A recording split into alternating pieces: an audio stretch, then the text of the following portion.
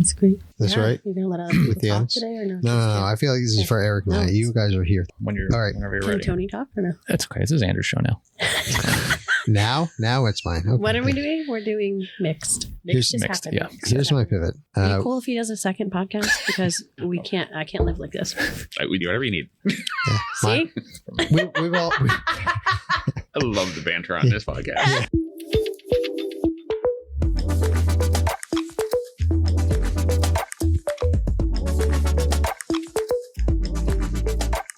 Welcome back to Change Ed. Changed. Change it. Your number one best in the entire world podcast for educators by educators. I'm your favorite host, Andrew Kuhn, education consultant from Montgomery County Intermediate Unit. Patrice Simachek, also out of the Montgomery County Intermediate Unit and an educational consultant still. And Tony Marabito, CLIU 21, staff development facilitator. Tony Marabito, we are at CLIU in a wonderful facility, very accommodating. I would like for you to be the one who introduced our guest that we have today. Sure. Very, very excited to introduce my fearless leader. I'd like to consider him a mentor just with everything that he's involved in, Mr. Eric Lech. 6 degrees of separation. We've all heard of that. We had a conversation beforehand that with Eric, it's about 2.5 degrees of separation. And we were talking about the web of Eric, of just how you're connected to so many people in so many ways. And I'm going to adjust a little bit of what Tony had said in the beginning. He said he considers you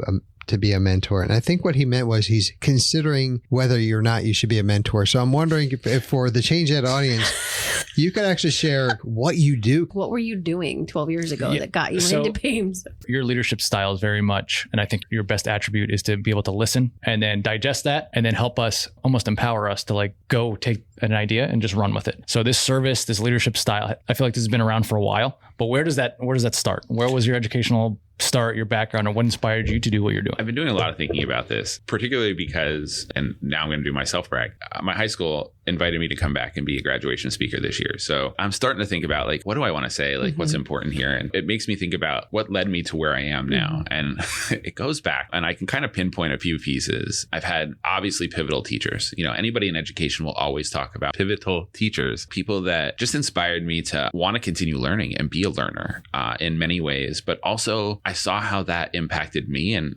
wow, could I do that for other people? We talk about the web. Patrice's aunt Drew was my high school English teacher for 2 different grade levels. And she was such an inspirational teacher. I met Patrice when we were in high school. Again, creates kind of a web, but it's very memorable. Also had a swim coach who, when I was in high school, invited me to help her coach a youth team. And I started doing that when I was a junior in high school. It absolutely changed who I was. I have heard that so many times, that there was a person in their high school experience who gave them opportunity to lead in a very safe environment while mentoring them to become a leader among either younger kids or their own peers. And that has been such a pivotal moment in their life. 100%. I never would have, I did leadership type things in high school. Sure. Like I did student councils, stuff like that. But I never felt the type of leadership I had as when I was coaching and teaching swimming lessons. You had this just like this young set of kids that was dependent on you, and you were the expert to them. Again, I was no expert, but I was the expert to them. And it just made me realize how pivotal people are to each other. Yeah. And that learning process can be. And honestly, when I went to college, I wasn't fully intending to go into an education career. I had been studying Spanish and political science, and I had actually been doing some work in a service field because service was just in me at that point. I had done some internships in government roles, in a congressional office. And I enjoyed it. I really enjoyed serving people. In fact, at one point I was doing work in one of our congressman's office with bilingual constituent service. So I was doing a lot of Spanish speaking. I was using all of my skills. Yeah. But my family kept saying, are you sure that's the route you want to go? Don't you want to just like explore education? So I decided, all right, let me take the courses I need to take and get my certification as part of that. And I student taught. I was in and left college and went right into teaching Spanish. And I was coaching 3 sports at the time. So like coaching and teaching and mentoring was just there for me. I led that youth program that I started coaching in. I ended up becoming the leader of that program. Like I was doing all the registrations, managing all of the scheduling, doing all of that work. And somehow in my early 20s, I became president of a swim league. And like I was creating the schedule for all of the teams and running the championship meet and collecting all the registrations for events and things like that. It just like, I think back to it all and the things that I did early on in my like 20s. I don't know how I did that, but at the same time, it created who I am. Yeah, totally. While I'm teaching Spanish, I also became someone that was just really interested in technology. It was just who I was. Like I always wanted to do the next thing. So I got my master's in educational technology. And as I was doing that, I want to say he's our assistant superintendent, but now is the superintendent of that school, had reached out to me and said, hey, you know, this Classrooms for the Future thing is coming up. We want to get involved. We're going to need a coach. Would you be interested in being that coach? And I said, sign me up. Put me in whatever. Can I still teach a little bit too? And they let me do both. So I kind of jumped into that role, was really getting into that service mindset, serving teachers, being that like second round back, but being a good support service. And that led me to the IU. I found a great role here at Carbon Lehigh Intermediate Unit, got right into ed tech, online learning, things like that. And that's how I got introduced to PAIMS 12 years ago. So, I mean, there are a lot of things that led me to that. I think it was really key that I was afforded a leadership opportunity early that allowed me to explore a career that I didn't realize was going to become who I was and teach me about service. I don't know. It's just in my blood. I tell people I've landed in the right spot and I love what I do because it's just part of my DNA now. Well, I think there's a lot of deep connections between coaching and mentoring and teaching. Like they're kind of all, if you're doing them right and well, they're all interconnected. They're very much. I've always felt that being a teacher, we're kind of coaches to our kids. Yes, I'm giving you information, but I'm also helping you become a better human. And that really is my job, to help people become better humans. By the end of the year, if I have 25 great humans, I think I've done my job. So I feel like there's a very deep connection between the coaching, because I see it a lot. My oldest son had a phenomenal coach. He's played soccer and he had the same coaches for 7 years, and the team just disbanded because they're all going to middle school now. But the difference that those two men made in my son's life has been transformative, right? He's now 12 and he's leading. He's the team captain for his current team and all of these things just because of the influences that they've had. And I can see that what they taught him, for the coaching and the mentoring and building him up as a human, changed him from being this quiet, shy kid who wasn't sure about who he was on the team to being a leader while building him up. And I think that that is going to be something that is going to stick with him for the rest of his life. And I can't tell you how eternally grateful I am for those men. And I feel like your coach did that for you. And I'm certain you did that for everybody else. And it sounds like you're doing it now for I would hope so. It's funny. I'm still connected with a lot of, again, I keep my web. Once you get in my web, you're in my web. It's very sticky. It is a sticky web. There's a lot of swimmers that I've coached, students that I've taught that are I'm still connected to in some way, shape, or form. And I just love seeing things that they've moved on to do. Some of them have become educators.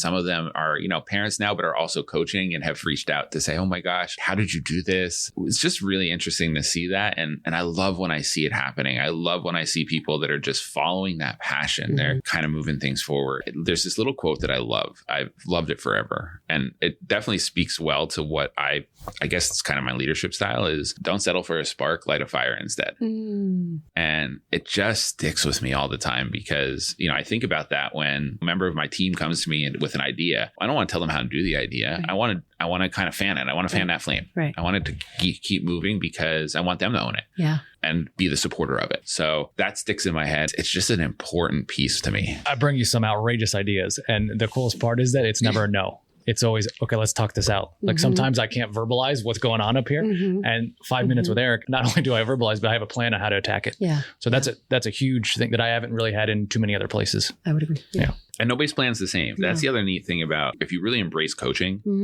no kid's the same, no athlete's the same, no student is the same, no staff member that you work with is the same. Right.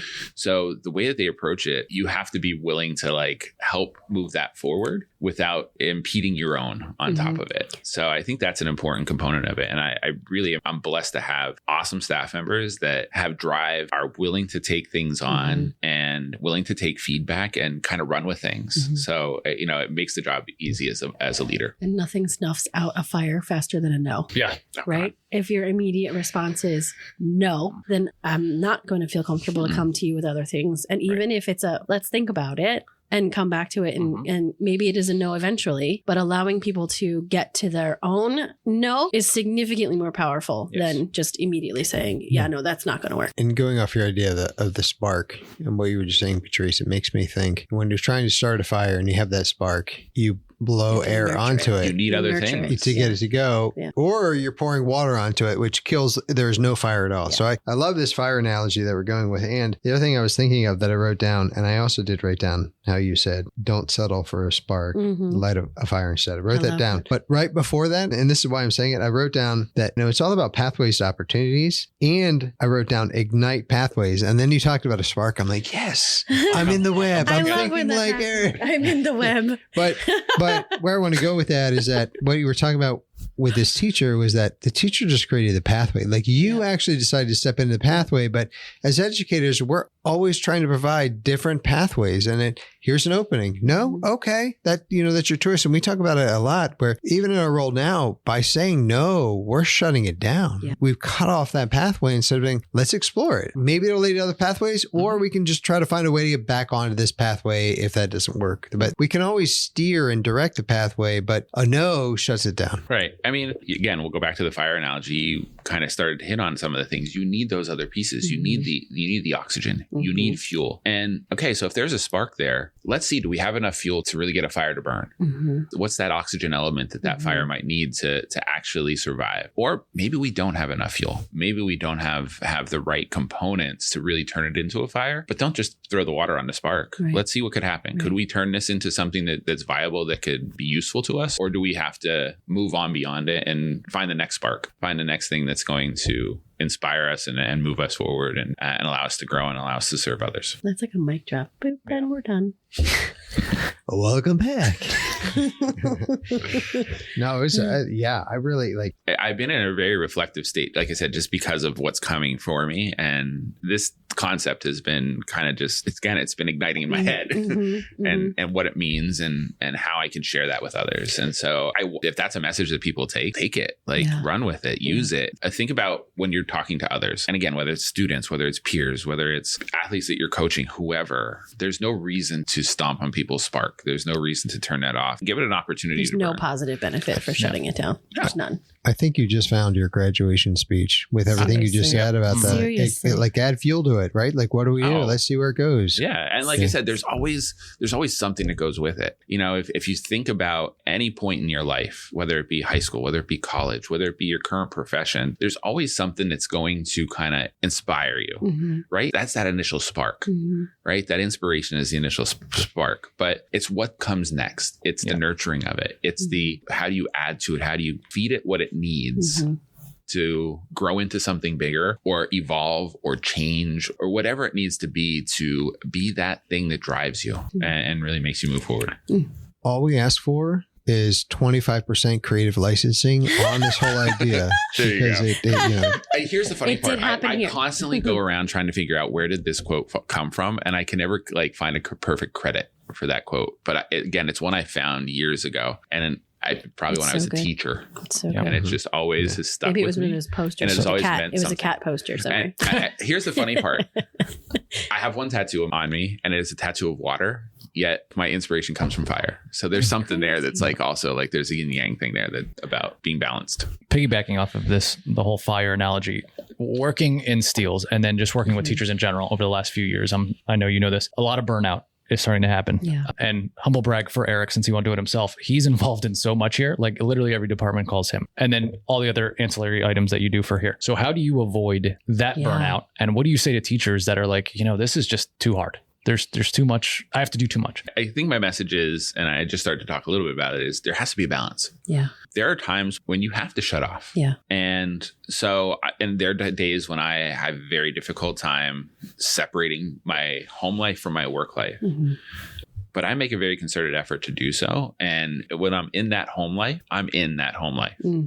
Like I want to be there. I want to be present in that space and let some of the other pieces go. Because at the end of the day, I can't do the things that I need to do at work if they are burning me out. And you can't get that time back. Yeah. If I'm becoming consumed, like again, let's go back to fire. Yeah. Fire can consume you. So yes, keep that passion burning. Keep it hot, keep it stoked, but don't let it consume you. Find the other pieces, find that balance piece. so that you can continue the work, you can continue to be fueled. That would be a big piece of it, is making sure that there is a balance. Oh my gosh.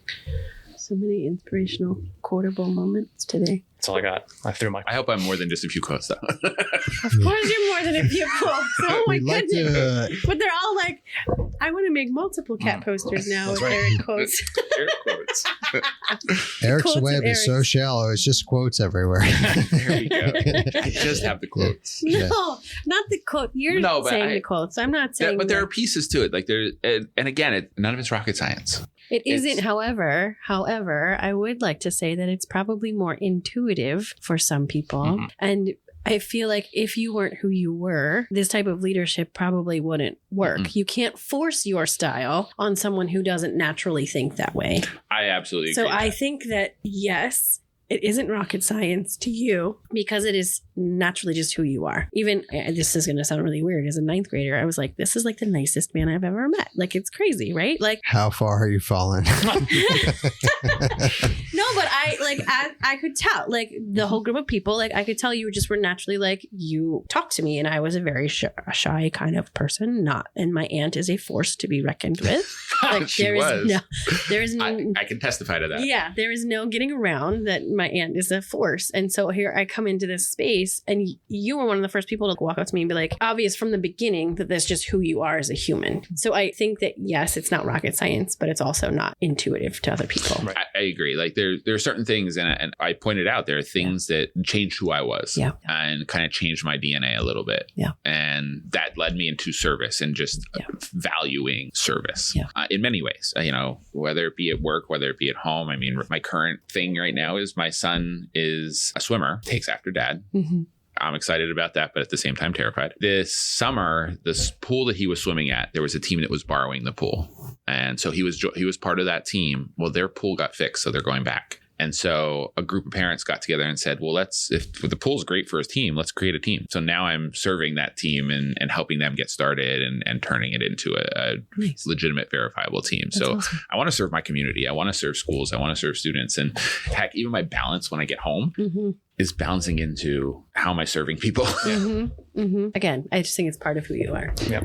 And being genuine and being Mm-hmm. approachable Mhm. and believing in other people, that's a very big part of it. So I think that comes up. You are who you are all the time. And while you said, I don't want to just be these phrases or these things, embodying it is so much different. I certainly have things that inspire me, but I love this. Actually, on my screen, I have a quote by Albert Einstein, which is, logic will get you from A to B, but imagination takes you everywhere. Right. Like, and that's one like resonates with me. And like you said, it's more than just a saying or, a quote, but it's actually It has to mean something. It has to be Mhm. part of what you are and how you act and how you do. Mm-hmm. on behalf of the entire Change Ed team. Changed. Change it. Okay. Thank you. Why are you shocked every time? Every time. Because, okay. I wasn't, all right. I won't be shocked this time. Oh, we're doing it again? Yeah, we're doing Why? it because I want to sound beautiful. On behalf of the entire Change Ed team. Changed. Change it. Wow, No, I'm you sounded annoyed. flat. I'm annoyed. Why are we doing it? Leave the first one. You sounded great. I'm going to edit this one. I can't wait. Eric, thank you for taking the time to be on this podcast and for your support of this podcast Yes. It's been and tremendous. what it stands for. And I think so much of what you shared is ultimately what we are trying to stand for in this way as Yeah. well. And how do we empower educators to feel seen and feel heard and valued because they are. And as you said, coaching, mentoring, teaching, they all come together and are so important in what we do. So we encourage you to follow us, to share this podcast with individuals, and we encourage you to be you and be genuine. Thank you very much. I appreciate being here. Thanks for being here. This was fun.